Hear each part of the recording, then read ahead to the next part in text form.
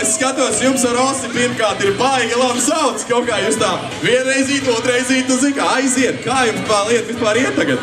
Jāsaka tā, ka iet ļoti labi. Redz, Oskaram brīvs brīdis. Tomēr vēl pagaidām neapzināts, bet brīvs, un tad mēs varam izmantot viņu tādā veidā. Kāpēc nepabraukt? Nu, klausies, pasaka godīgi, mēs vispār gribam zināt. Būs šoviņš mums tā kā par prieku kāda sānslīdīte, kāds tramplīns.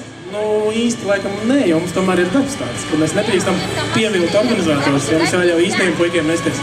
Labi, bet mēs jau zinām, tu arī ašimāki braukt. Nu ko, puiši, lai jums veiksmīgs šis rallijs un lai tā būtu rūts. Paldies.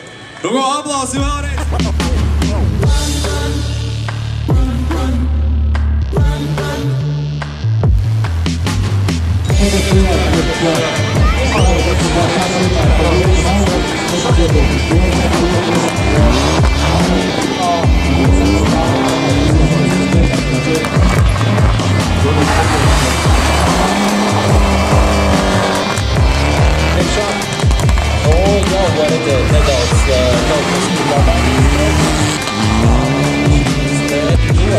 Savarētais numurs, 14. numuru Mārcis Ķēnaus, Gatis Cikiņš, ASRT Rallija tīm, pats komandas vadītājs. Klaujās, kas vārdēļ arī šīs ekipāžas braukšanas laikā.